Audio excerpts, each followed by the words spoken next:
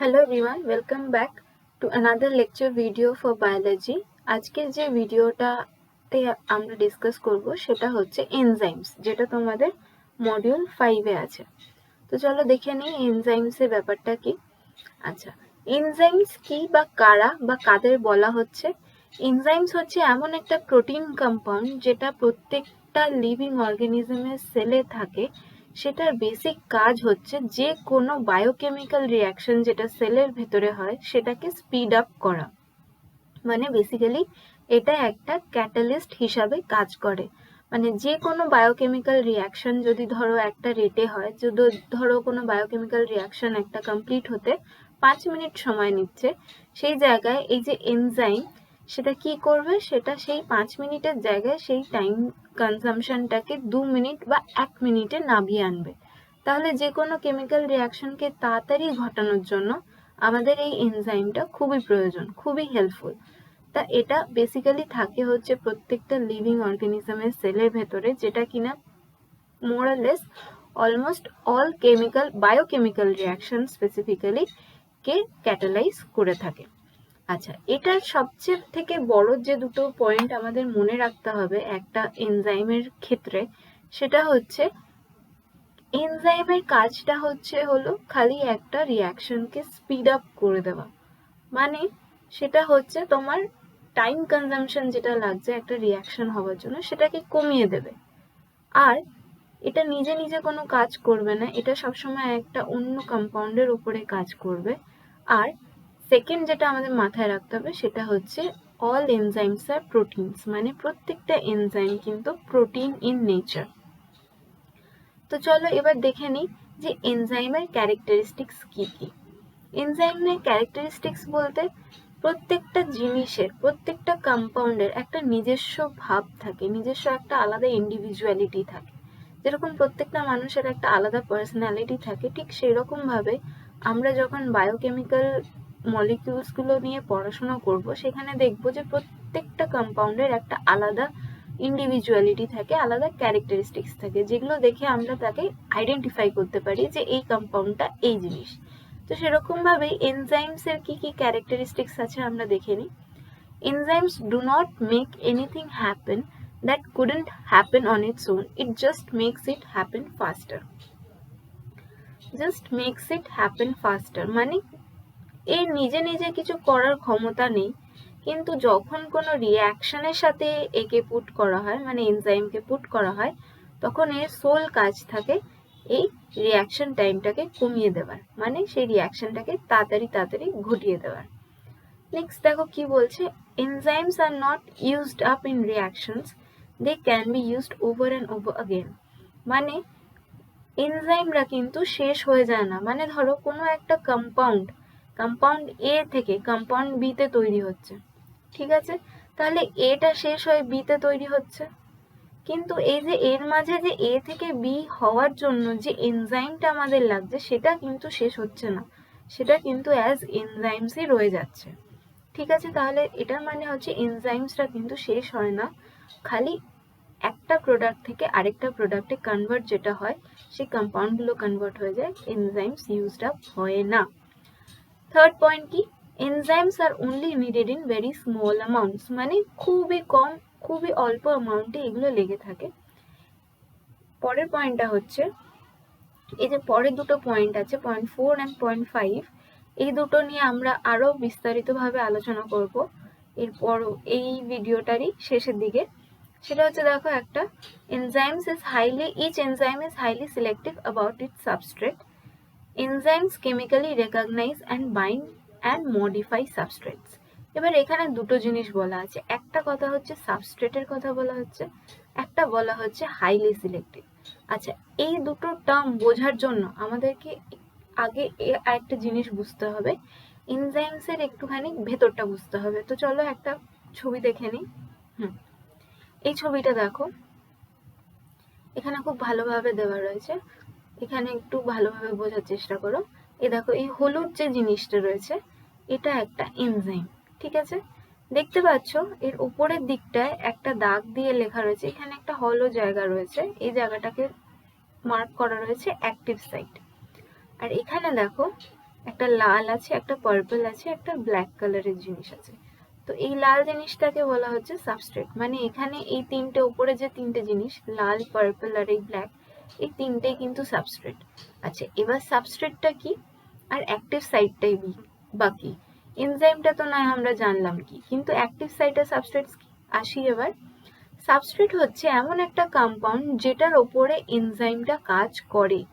ঠিক আছে, এই এনজাইমটা, এই সাবস্ট্রেটটার যে কম্পাউন্ডটার ওপর কাজ করবে একটা এনজাইম, সেটাকে বলা হয় সাবস্ট্রেট। ঠিক আছে, আর এই সাবস্ট্রেটটা এনজাইমের যে জায়গায় বসবে সেই জায়গাটাকে বলা হয় অ্যাক্টিভ সাইট। আচ্ছা, এবার বলা যেতে পারে যে, বা কোয়েশ্চেন আসতে পারে যে এই একটা এনজাইমের কি একটাই অ্যাক্টিভ সাইট আছে, নাকি না এই অ্যাক্টিভ সাইট কেন বলা হয়? তো দ্য আনসার ইজ যে এই জায়গাটা যেটাকে আমরা অ্যাক্টিভ সাইট বলছি, এটা প্রত্যেকটা এনজাইমের জন্য আলাদা আলাদা হয়। মানে প্রত্যেকটা এনজাইম একটা স্পেসিফিক সাবস্ট্রেটকেই মডিফাই করতে পারে। ঠিক আছে, মানে সব সাবস্ট্রেটকে করতে পারবে না একটা এনজাইম। তার জন্য প্রত্যেকটা যত কটা সাবস্ট্রেট আছে সব সাবস্ট্রেটের জন্য আলাদা আলাদা এনজাইম থাকে। আর এই এনজাইমের যে এই অ্যাক্টিভ সাইটটা সবার আলাদা হয়, এর জন্যই সব এনজাইমের সাবস্ট্রেট কিন্তু আলাদা হয়। আচ্ছা, এই অ্যাক্টিভ সাইটটার কথাটার অর্থ এখানে এসে সাবস্ট্রেটটা বাইন্ড করে, তারপরে কিন্তু রিঅ্যাকশনটা প্রসিড করে। এর জন্য যেহেতু মেন কাজটা এই জায়গাটাতে হচ্ছে, এর জন্য এটাকে বলা হচ্ছে অ্যাক্টিভ সাইট। তাহলে এনজাইম, অ্যাক্টিভ সাইট, সাবস্ট্রেট বোঝা গেল আমাদের। এবার আসি আমরা এই দুটো পয়েন্টে, পয়েন্ট নম্বর 4 আর point number 5। Each enzyme is highly selective about its substrate. যেহেতু তাদের আলাদা, সব এনজাইমের একটা ডিফারেন্ট আর স্পেসিফিক অ্যাক্টিভ সাইট থাকে, সেই জন্য প্রত্যেকটা সাবস্ট্রেট আলাদা, আর সব কটা সাবস্ট্রেটকে চিনতে এরা পারে। এরা কেমিক্যালি, পয়েন্ট 5-এ দেখো, enzymes chemically recognise, bind and modify substrates. মানে এই যে অ্যাক্টিভ সাইটের যে আলাদা আলাদা স্ট্রাকচার দেখালাম, সেই স্ট্রাকচারগুলোকে এনজাইমরা কিন্তু কেমিক্যালি চিনতে পারে, আর তারপরে সেগুলোকে, সাবস্ট্রেটগুলোকে বাইন্ড করতে হেল্প করে। আর এই যে মডিফাই সাবস্ট্রেট, যখন তারপরে তার মডিফিকেশনও ঘটিয়ে থাকে। আচ্ছা, এইগুলো নয় গেল আমাদের ক্যারেক্টারিস্টিক্স অফ এনজাইম। আমরা আরেকটু ডিটেলসে পড়ে নেব আমাদের নেক্সট এনজাইমের ব্যাপারে, যেখানে দেখো একটা কোয়েশ্চেন আছে, how is an enzyme shape related to its function. তো দেখো এখানে এবার আমরা এটা নিয়ে ডিসকাস করব যে কি করে একটা এনজাইমের শেপ তার ফাংশনের সাথে রিলেটেড, মানে কি রিলেশন আছে, কি জন্য এটা হয়। তো সবার আগে যেটা আমি বলতে চাই সেটা হচ্ছে পয়েন্ট নাম্বার 2টা দেখো, the part of enzyme that binds to the substrate is called active site. আমি তোমাদেরকে অলরেডি ছবিতে দেখিয়ে দিয়েছি, যে জায়গাটা দিয়ে সাবস্ট্রেট একটা এনজাইমকে বাইন্ড করে সেটাকে বলা হয় অ্যাক্টিভ সাইট। সেই অ্যাক্টিভ সাইটটার একটা স্পেসিফিক 3 ডাইমেনশনাল শেপ আছে, যেটা প্রত্যেকটা আলাদা সাবস্ট্রেটের জন্য সিগনিফিকেন্ট। মানে প্রত্যেকটা আলাদা, যে সাবস্ট্রেটের যেরকম শেপ হবে, ধরে নাও এই ছবিটায় যদি আমি দেখি, তাহলে দেখো এই জায়গাটা কিন্তু এটা বা এটা, এই পার্পলটা আর ব্ল্যাক সাবস্ট্রেটটা কিন্তু ফিট হবে না।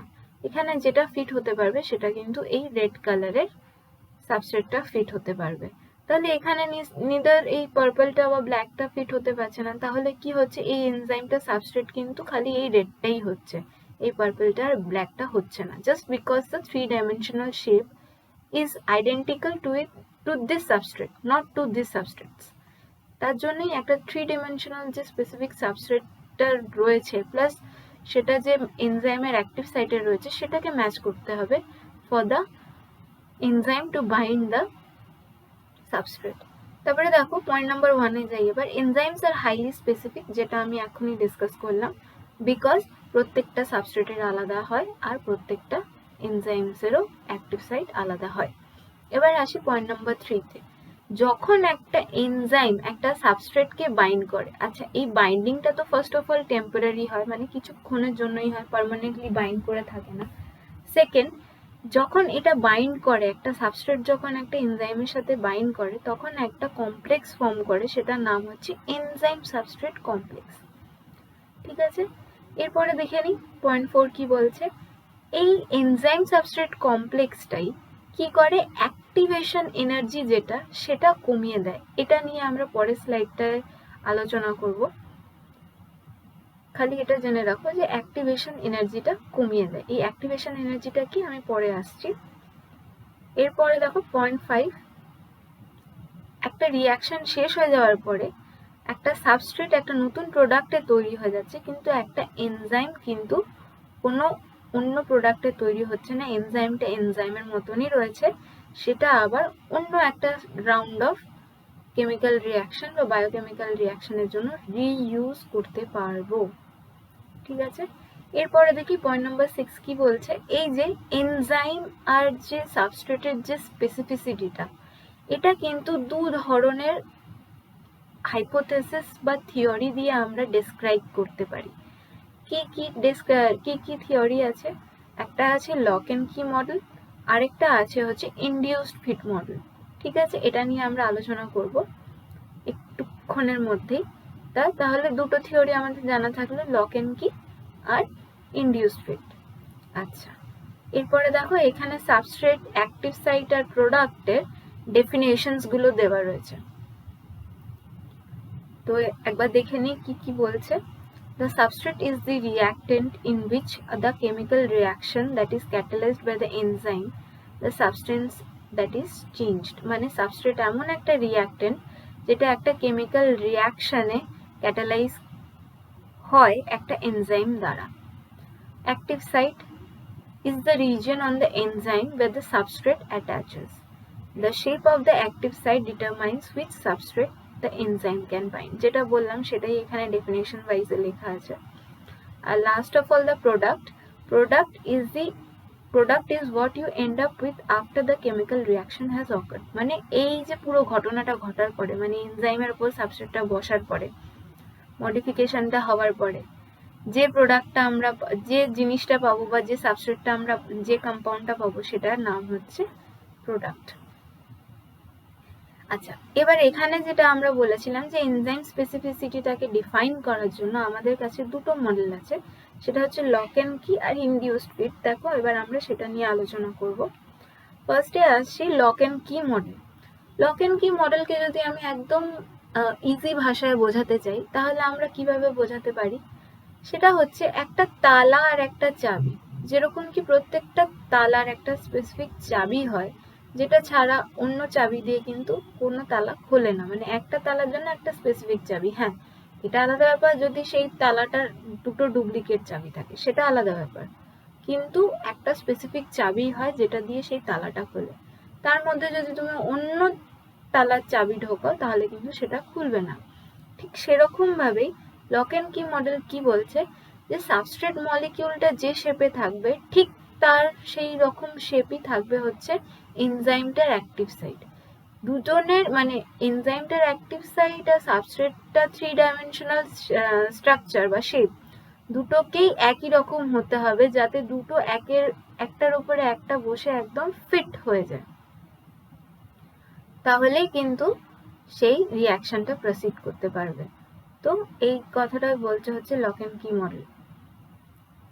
ঠিক আছে, যে দুজনেরই মানে এনজাইমের অ্যাক্টিভ সাইট আর সাবস্ট্রেটের 3 ডাইমেনশনাল শেপটা মিলতে হবে। আর ইনডিউসড ফিট মডেল আমাদের কি বলছে?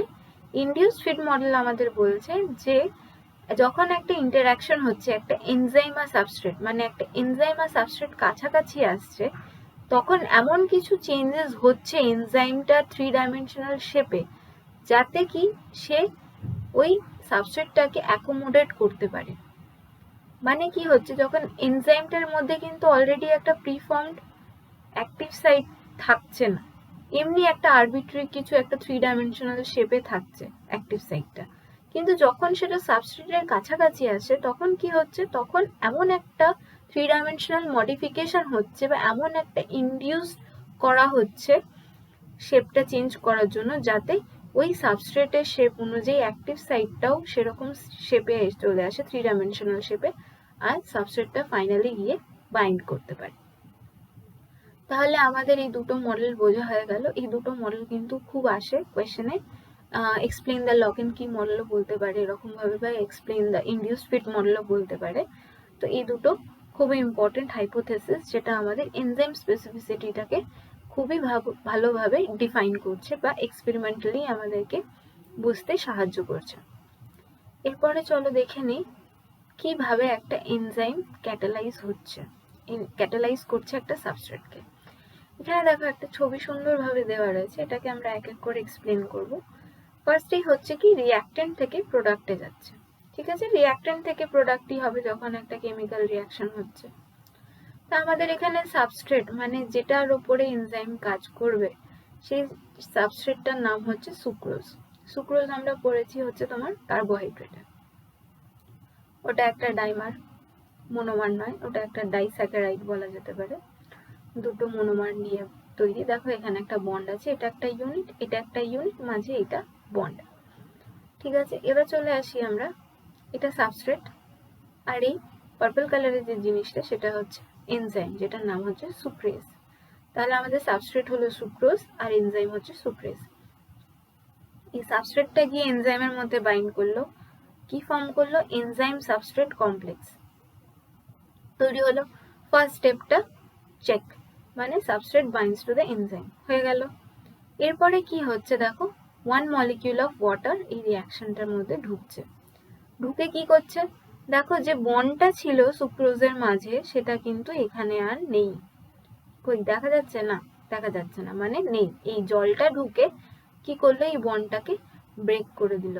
তাহলে স্টেপ নাম্বার 2 কি বলছে? Substrate is converted to products. মানে দেখো এবার সাবস্ট্রেটটা কি হচ্ছে, প্রোডাক্টে কনভার্ট হয়ে গেছে। আচ্ছা, প্রোডাক্টে কনভার্ট হওয়ার সঙ্গে সঙ্গে কি সেটা বেরিয়ে যাবে?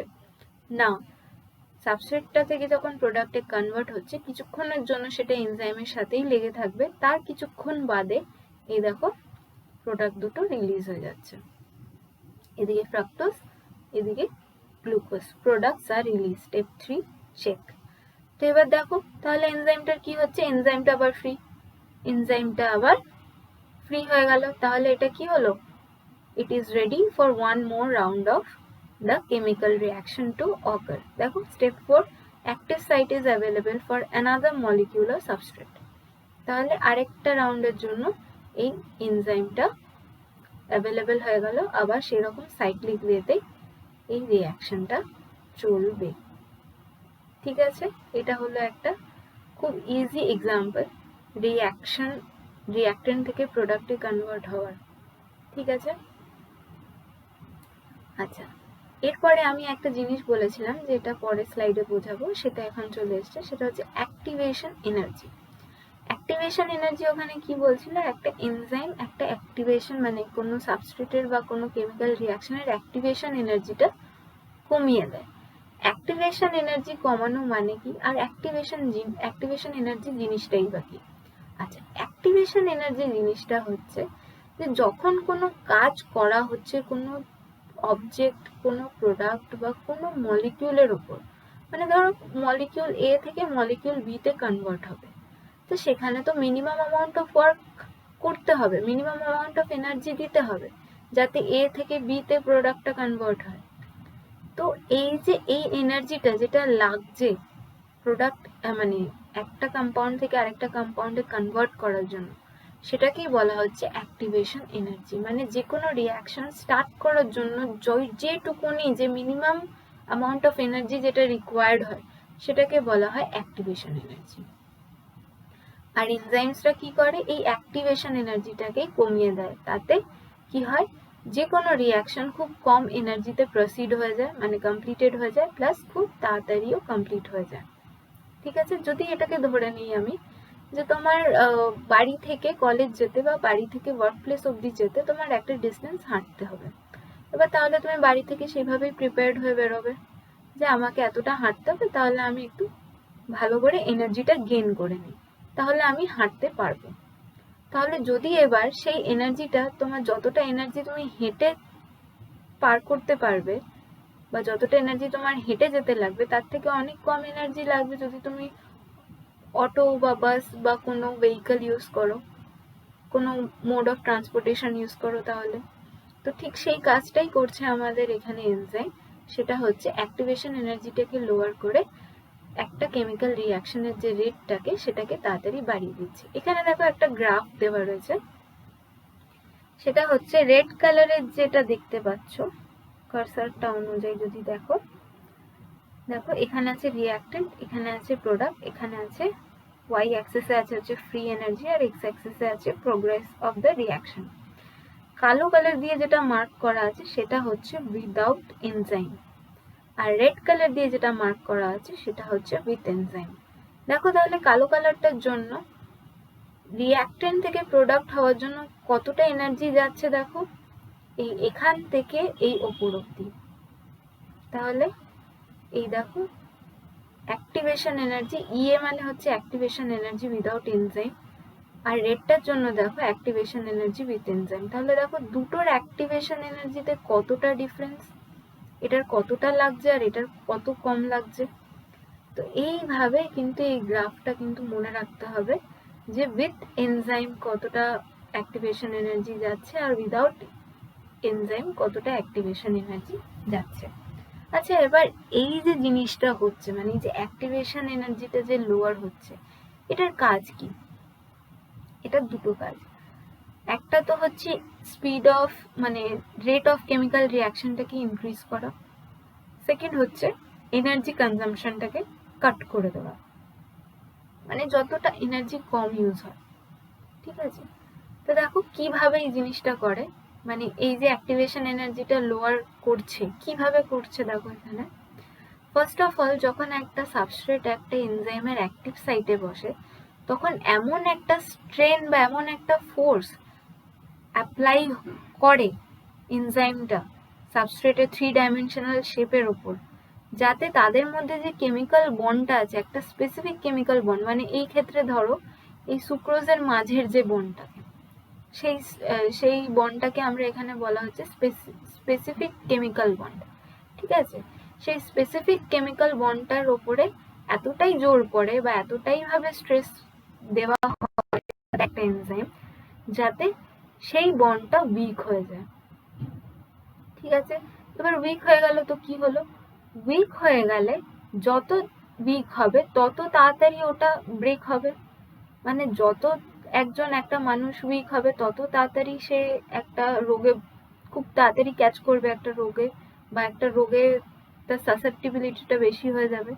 ঠিক সেইভাবেই যত স্ট্রেনটা দিয়ে ওই সাবস্ট্রেটের কেমিক্যাল বন্ডটাকে উইক করবে তত তাড়াতাড়ি ওই বন্ডটা ব্রেক হবে। এবার দেখো যদি উইক করেই বন্ডটা ব্রেক করছি তাহলে আমাদের কিন্তু অনেক কম এনার্জি লাগে রাদার দেন যদি না উইক করে বন্ডটা ব্রেক করি। ধরে নাও যদি আমি এটাকে কম্পেয়ার করি কাপ অফ ওয়াটার দিয়ে, ঠিক আছে, ধরে নাও তুমি ফ্রিজ থেকে সদ্য বার করলে একটা ওয়াটার বটল, তার মধ্যে থেকে জলটা নিয়ে একদম আইস কোল্ড ওয়াটার নিয়ে তুমি গরম করতে বসালে একটা গ্যাসে, আরেকটা গ্যাসে কি বসালে একটুখানি নর্মাল টেম্পারেচারের ওয়াটার বসালে, তাহলে কোনটা আগে গরম হবে, যেটা ফ্রিজ থেকে বার করেছো সেটা না যেটা নর্মাল টেম্পারেচারের জল আছে সেটা? অবভিয়াসলি যেটা নর্মাল টেম্পারেচারে আছে সেটা তাড়াতাড়ি গরম হবে। কেন? কারণ কি অলরেডি ওটা নর্মাল টেম্পারেচারে আছে, ওখান থেকে ওটাকে খালি বয়লিং টেম্পারেচারে নিয়ে যেতে হবে, তার জন্য তো গ্যাসটা জ্বলছে। কিন্তু ফ্রিজের জলটার ক্ষেত্রে কি হচ্ছে দেখো, সেখানে আগে ঠান্ডা থেকে নর্মাল টেম্পারেচারে আসতে একটা এনার্জি যাচ্ছে, তারপরে সেখান থেকে বয়লিং টেম্পারেচার, মানে সেখানে দু রকমের এনার্জি কনজিউম হচ্ছে, এর জন্য ওটার টাইমটা বেশি লাগবে। ঠিক সেইভাবেই এই অ্যাক্টিভেশন এনার্জিটা এরকম ভাবে ওয়ার্ক করে একটা স্পেসিফিক কেমিক্যাল রিঅ্যাকশনে। ঠিক আছে, এরপরে দেখব বিভিন্ন ফ্যাক্টরস যেটা একটা এনজাইম ফাংশনকে রেগুলেট করে। এবার দেখো প্রত্যেকটা জিনিসেরই একটা specific condition, specific set of conditions required থাকে যেটার মধ্যে সে সব তার বেস্ট পারফর্ম করে। ঠিক আছে, সেটা যে কোনো জিনিস হতে পারে, মানে ধরে নাও একটা মানুষ স্ট্রেস কন্ডিশনে কত ভালো প্রিপেয়ার করতে পারবে না, কিন্তু সে যদি রিল্যাক্সড মোডে থাকে তাহলে সে তার বেস্টটা দিতে পারবে। ঠিক সেভাবেই প্রত্যেকটা জিনিসের প্রত্যেকটা কম্পাউন্ডেরই একটা মিনিমাল ফ্যাক্টরস থাকে যেটার মধ্যে ও সবচেয়ে বেশি ভালো বা বেস্ট পারফরমেন্স দিতে পারে। তাহলে চলো দেখে নিই একটা এনজাইম ফাংশনের জন্য কি কি ফ্যাক্টরস, কি কি এনভায়রনমেন্টাল ফ্যাক্টরস আমাদের দরকার যেটা থাকলে পরে এনজাইম সবচেয়ে বেস্ট পারফর্ম করবে। ফার্স্ট যেটা প্যারামিটার সেটা হচ্ছে টেম্পারেচার। ফার্স্ট যে প্যারামিটারটা সেটা হচ্ছে টেম্পারেচার। দেখো এখানে এই গ্রাফটা দিয়ে যদি আমি বুঝতে চাই তাহলে দেখবে যে প্রথম দিকে যখন টেম্পারেচার বাড়ছে এনজাইমের অ্যাক্টিভিটিটাও বাড়ছে। যত কার্ভটা উপরের দিকে যাবে তত মানে এনজাইম অ্যাক্টিভিটি বাড়ছে। এবার দেখো একটা পয়েন্টের পরে গ্রিন ক্রসটা দেওয়া রয়েছে, তারপরেই দেখো হট করে নেমে যাচ্ছে, তারপরে টেম্পারেচারটা বাড়ালে পরেই হট করে নেমে যাচ্ছে। তাহলে এই গ্রাফটা দিয়ে যদি আমি ইন্টারপ্রেট করতে চাই তাহলে কি আমরা মানে বুঝতে পারি যে প্রথম দিকে আফটার বা within a certain range of temperature আমাদের যে এনজাইমটা আছে তার অ্যাক্টিভিটি বা রেট অফ রিয়াকশনটা বেস্ট ভালোভাবে উঠছে, মানে ভালো দিচ্ছে। তারপরে after reaching a certain point তারপরে কি হচ্ছে, ড্রপ করে যাচ্ছে, there is a steep drop. তাহলে কি বলছে এখানে যে এই যে এক্স দিয়ে মার্ক করা আছে এটাকে বলা হচ্ছে অপটিমাল টেম্পারেচার। অপটিমাল টেম্পারেচার এমন একটা জায়গা যেখানে বা এমন একটা টেম্পারেচার যেখানে একটা এনজাইম তার বেস্ট পারফর্ম করে, মানে দ্য বেস্টেস্ট পারফরমেন্স দেয়। তার আগে বা তার নিচে টেম্পারেচারে দেখো এটা স্টিল রিচিং দ্য পয়েন্ট, আর এর আগে মানে অ্যাবাভ দিস টেম্পারেচার এটা তো আর কোনো কাজই করছে না। ঠিক আছে, তাহলে অপটিমাল টেম্পারেচারটা খুব ইম্পর্টেন্ট হয়ে থাকে। তাহলে এবার দেখো এখানে একটু দেখে নিই যে একটা এনজাইম কিন্তু যতক্ষণ একটা টেম্পারেচার ইনিশিয়ালি ইনক্রিজ করবে ততক্ষণ তার রেট অফ রিয়াকশন বাড়াতে সাহায্য করবে, কিন্তু আফটার আ সার্টেন পয়েন্ট সেটা করবে না। আচ্ছা, কেন করবে না? বেশি টেম্পারেচারে এটা কেন একদম নেমে যাচ্ছে, এটা একদম কাজই করছে না কেন? কারণ কি এনজাইমস তো প্রোটিন ইন নেচার, তো আফটার আ সার্টেন টেম্পারেচার কি হয়, প্রোটিন ডিনেচার করে যায়। মানে এই যে প্রোটিন ফোল্ডিং আমরা পড়েছিলাম মনে করো প্রোটিনসে, সেই প্রোটিন ফোল্ডিংসগুলো কি হয় আস্তে আস্তে ভেঙে যেতে থাকে। আর যদি একটা প্রোটিনের ফোল্ডিং যদি ভেঙে যায় তাহলে কিন্তু সেই প্রোটিনটা আর কোনো রকমভাবে অ্যাক্টিভিটি শো করে না, তার জন্য সেটার কাজটা একদমই বন্ধ হয়ে যায়, মানে 3 ডাইমেনশনাল শেপটা একদম খারাপ হয়ে যায় after a certain range of temperature, তার জন্য সেটা ইনঅ্যাক্টিভ হয়ে যায়, সেই এনজাইমটা একদমই ইনঅ্যাক্টিভ হয়ে যায়। আচ্ছা, অপটিমাল টেম্পারেচারটা তো বললামই। দেখো আমাদের বডির যে অপটিমাল টেম্পারেচার সেটা হচ্ছে 37 ডিগ্রি সেলসিয়াস। প্রত্যেকটা নর্মাল ইন্ডিভিজুয়ালের যেটা টেম্পারেচার থাকে সেটা হচ্ছে 37 ডিগ্রি সেলসিয়াস বা 98.6 ডিগ্রি ফ্যারেনহাইট। তো এই টেম্পারেচারে কিন্তু আমাদের বডির ভেতরের যে এনজাইমসগুলো সেটা বেস্ট পারফর্ম করতে পারে, দ্যাট ইজ 37 ডিগ্রি সেলসিয়াস বা 98.6 ডিগ্রি সেলসিয়াস। তাহলে যদি আমরা এই টেম্পারেচার প্যারামিটারটাকে আমরা খুব ভালোভাবে জিস্ট আপ করতে চাই তাহলে দেখো কি বলবো, at extremely cold temperatures enzyme works slowly or not at all। একদম ঠান্ডা টেম্পারেচারে এনজাইমগুলো খুবই আস্তে আস্তে কাজ করে বা কাজই করে না। ওয়ার্ম টেম্পারেচারে জেনারেলি আস্তে আস্তে নিজের রিলেটিভ স্পিডটাকে ইনক্রিজ করে, আর একদম হাই টেম্পারেচারে এটা ইনঅ্যাক্টিভ বা ডিনেচার হয়ে যায়। ডিনেচার কথাটার অর্থ হচ্ছে প্রোটিন ফোল্ডিংস বা 3 ডাইমেনশনাল শেপগুলো ভেঙে যাওয়া বা ডিসরাপ্ট করে যাওয়া, যাতে একটা এনজাইম ইনঅ্যাক্টিভেট হয়ে যায় বা ইনকেপেবল অফ ওয়ার্কিং হয়ে যায়। তাহলে এটা গেল আমাদের টেম্পারেচারের প্যারামিটার। এরপরে যে প্যারামিটারটা আমরা দেখব সেটা হচ্ছে পিএইচ, মানে অ্যাসিডিক কন্ডিশনে ভালো কাজ করছে না বেসিক কন্ডিশনে ভালো কাজ করছে। দেখো এখানেও আমরা সিমিলার গোছের একখানা কার্ভ দেখতে পাচ্ছি। একটা অপটিমাল পিএইচ আছে, সেটাতেও বেস্ট পারফর্ম করছে, and that is, if I am not wrong, that is 8, pH 8। তার নিচেও আস্তে আস্তে উঠছে আর তার উপরে তো একদমই নেমে পড়ছে। এটার কারণও কিন্তু এই 3 ডাইমেনশনাল শেপ বা প্রোটিন ফোল্ডিংই আমরা রাখতে পারি, আর সেটাই আছে যে at very too low pH, মানে টু অ্যাসিডিক আর টু বেসিক কন্ডিশনে কিন্তু এনজাইমস ডিনেচার হয়ে যায়, জাস্ট বিকজ এই ক্যারেক্টারিস্টিক্স বা এই ফ্যাক্টরসগুলো কেন ইম্পর্টেন্ট হয়ে যাচ্ছে এখানে আমি বলি, কারণ enzymes are protein in nature. একটা প্রোটিন যা যা ক্যারেক্টার শো করবে এই এনজাইমসগুলো কিন্তু এই রিলেটেড সেই ক্যারেক্টারিস্টিক্সগুলোই শো করবে। আর যেহেতু একবার ওই 3 ডাইমেনশনাল শেপটা চেঞ্জ হয়ে যাবে তখনই সেটা ইনঅ্যাক্টিভ হয়ে যাবে, কোনো সাবস্ট্রেট আর বাইন্ড করতে পারবে না কোনো রকমভাবে। আর যদি সাবস্ট্রেট না বাইন্ড করতে পারে তাহলে একটা এনজাইম প্রসিড কি করে করবে, কি করে এগোবে, তো রেটটা ধীরে ধীরে বা একদম শার্পলি ডিক্রিজই হয়ে যায়। তো দেখা যাক এখানে আমাদের অপটিমাল পিএইচ কি অপটিমাল পিএইচ কিন্তু আমাদের বডি এখানে with respect to human body দেওয়া রয়েছে, সেটা হচ্ছে পিএইচ 8। যেহেতু এনজাইমস নিয়ে কথা বলছি আর যেহেতু আমাদের সবচেয়ে বেশি ভালো কনসিডার করার বা ভালো রিলেটিভ যেটা আমরা এক্সাম্পল দিতে পারি ওটা হচ্ছে আমাদের ওন বডি, এর জন্য আমাদের ওন বডির রেসপেক্টে এটা শো করা আছে পিএইচ 8। আচ্ছা,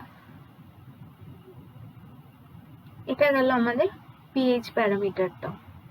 এরপরে যে প্যারামিটারটা আসবে, আচ্ছা এখানে আরেকটু লেখা আছে, সেটা হচ্ছে অ্যাসিডিক পিএইচ হচ্ছে গ্রেটার দ্যান 7, হ্যাঁ নিউট্রাল পিএইচ হচ্ছে অ্যাট 7 আর বেসিক পিএইচ হচ্ছে অ্যাসিডিক পিএইচ হচ্ছে লেস দ্যান 7, বেসিক পিএইচ হচ্ছে গ্রেটার দ্যান 7, মানে অ্যাসিডিক পিএইচ হচ্ছে 0 to 6, নিউট্রাল পিএইচ হচ্ছে 7, বেসিক পিএইচ হচ্ছে 8 to 12। ঠিক আছে, এই দেখো এখানে আমাদের বডিতে এখানে একটা খুব ভালো এক্সাম্পল দেওয়া রয়েছে যেটাকে একটু এক্সপ্লেন করে দিই। সেটা হচ্ছে আমাদের বডিতে দুটো মেন জায়গায় মানে দুটো আলাদা আলাদা রকমের চেম্বার্স বা দুটো আলাদা আলাদা রকমের পিএইচ। ফার্স্টে আমাদের যে স্টোমাকটা আছে সেটা হচ্ছে অ্যাসিডিক এনভায়রনমেন্ট বলা হয়, কারণ কি সেখানে অনেক রকমের অ্যাসিড প্রেজেন্ট থাকে, যেরকম HCl, পেপসিন এরকম জিনিস। তো আমাদের স্টোমাকটা হচ্ছে অ্যাসিডিক চেম্বার বলতে পারো। আর তারপরেই যে আমাদের ইন্টেস্টাইন সেটা কিন্তু আবার বেসিক চেম্বার, মানে তার পিএইচটা হচ্ছে গ্রেটার দ্যান 8 আর আমাদের স্টোমাকের পিএইচটা হচ্ছে লেস দ্যান 7। ঠিক আছে, তাহলে দেখো যে এনজাইমসগুলো আমাদের স্টোমাকে কাজ করবে সেগুলো কিন্তু সেই এনজাইমসগুলোকে বলা হয় গ্যাস্ট্রিক এনজাইম, আর সেই এনজাইমসগুলো কিন্তু লোয়ার পিএইচে ভালো কাজ করবে। আর ঠিক সেরকম ভাবে ইন্টেস্টিনাল এনজাইমস যেগুলো আছে সেগুলো কিন্তু বেসিক পিএইচে সেরকম ভাবে মানে ভালো কাজ করবে। তো দেখা যাচ্ছে এখানে যে এনজাইমটা যে জায়গায় বা যে এনভায়রনমেন্টে সুটেবল, সেই এনভায়রনমেন্ট অনুযায়ী তারা সেই জায়গাটায় বা সেই পিএইচ বা সেই টেম্পারেচারে তারা সেরকম বেস্ট কাজ করবে। ঠিক আছে, এরপরের যে প্যারামিটারটা আসছে কনসেন্ট্রেশন অফ সাবস্ট্রেট, এটাও খুব একটা ইম্পর্টেন্ট আমাদের প্যারামিটার যেটা অনেক কিছু ডিটারমাইন করতে হেল্প করে। সেটা হচ্ছে কনসেন্ট্রেশন অফ এনজাইম বা সাবস্ট্রেট, মানে একটা কেমিক্যাল রিয়াকশনে কতটা এনজাইম আছে, কতটা অ্যামাউন্টে সাবস্ট্রেট আছে। দেখো এখানে বলছে, এখানে দুখানা গ্রাফ আছে, একটা এনজাইম কনসেন্ট্রেশন, একটা সাবস্ট্রেট কনসেন্ট্রেশনে। প্রথমে এনজাইম কনসেন্ট্রেশনেরটা দেখে নিই। দেখো এনজাইম কনসেন্ট্রেশন আমরা যত বাড়াচ্ছি দেখো রেট অফ রিয়াকশন কিন্তু তত বাড়ছে। তাহলে দের ইজ আ লিনিয়ার গ্রাফ, মানে স্ট্রেট লাইন গ্রাফ, মানে আমরা যতই একটা রিয়াকশনে এনজাইম কনসেন্ট্রেশন বাড়াই আমাদের কিন্তু তত বেশি এনজাইম রেট অফ রিয়াকশনটা ইনক্রিজ হতে থাকবে। অন দ্য কন্ট্রারি সাবস্ট্রেট কনসেন্ট্রেশনে দেখো আমাদের একটা প্রথমে উঠছে তারপরে একটা স্টেশনারি বা স্টেডি গ্রাফটা শো করছে। সেটা হচ্ছে ইনিশিয়ালি যখন একটা রিয়াকশন শুরু হচ্ছে তখন সাবস্ট্রেট কনসেন্ট্রেশনটা যত বাড়াচ্ছি তত আমাদের রেট অফ রিয়াকশনটা ইনক্রিজ হচ্ছে, কিন্তু আস্তে আস্তে আফটার আ সার্টেন পয়েন্ট কি হয়, সাবস্ট্রেট কনসেন্ট্রেশন বাড়ানোর পরে কিন্তু there is no change in the rate of reaction. কি হয় তখন সাবস্ট্রেট কনসেন্ট্রেশনটা বাড়লো ঠিকই, কিন্তু রেট অফ রিয়াকশনে কোনো এফেক্ট পড়ে না। তার জন্য এই অ্যামাউন্ট অফ এনজাইম আর অ্যামাউন্ট অফ সাবস্ট্রেট এটা কিন্তু লিমিটিং ফ্যাক্টর হয়ে যায়। লিমিটিং ফ্যাক্টর মানে এটা খুব ক্রিটিক্যাল একটা স্টেজে গিয়ে দাঁড়ায়। যদি ধরো একটা সার্টেন অ্যামাউন্টের এনজাইম দরকার একটা কেমিক্যাল রিয়াকশনে, কিন্তু সেই সার্টেন অ্যামাউন্ট অফ এনজাইম কনসেন্ট্রেশনটা নেই বা অ্যাভেলেবেল আমরা করিনি সেই জায়গায়, তখন কিন্তু সেই সেম স্পিডে রিয়াকশন রেটটা এগোবে না যতটা কিন্তু এগোনো উচিত। ঠিক সেভাবেই সাবস্ট্রেট কনসেন্ট্রেশনের কিন্তু সেই একই থিওরি বা একই প্রসেস বা একই হাইপোথেসিস কাজ করে। তাহলে আমাদের দেখা গেল আজকে কি এটা ছিল all about the last parameter, সেটা হচ্ছে কনসেন্ট্রেশন অফ এনজাইম বা কনসেন্ট্রেশন অফ সাবস্ট্রেট। তাহলে আমাদের প্যারামিটার্স এর মধ্যে এই তিনটে পড়লো, pH, temperature, concentration of substrate and enzyme. আমরা অ্যাক্টিভেশন এনার্জি দেখলাম, কিভাবে অ্যাক্টিভেশন এনার্জিটা লোয়ার হয় সেটা দেখলাম। একটা রিঅ্যাক্টেন্ট থেকে একটা প্রোডাক্টে কিভাবে কি রকম মেকানিজমে এগোয় সেটা আমরা দেখলাম। দুটো আমাদের এনজাইম স্পেসিফিসিটি, দুটো আমরা হাইপোথেসিস দেখলাম, লক এন্ড কি মডেল, ইনডিউস ফিট মডেল। আমরা সাবস্ট্রেট, অ্যাক্টিভ সাইট আর প্রোডাক্টের ব্যাপারে পড়লাম। এনজাইম কি করে ফাংশন করে সেটা দেখলাম, এনজাইমের ক্যারেক্টারিস্টিক দেখলাম, আর এনজাইম কি সেটা তো দেখলাম। তো আজকের এই ভিডিওটা এইটুকুনি। নেক্সট ভিডিওটায় আমরা এনজাইম কাইনেটিক্স নিয়ে আমরা কথা বলবো, যেটা আর বাকি মানে এনজাইমের যে লাস্ট বাকি এই মডিউলটায় যে আর বাকি সাব টপিকসগুলো আছে সেগুলো নিয়ে আলোচনা করব।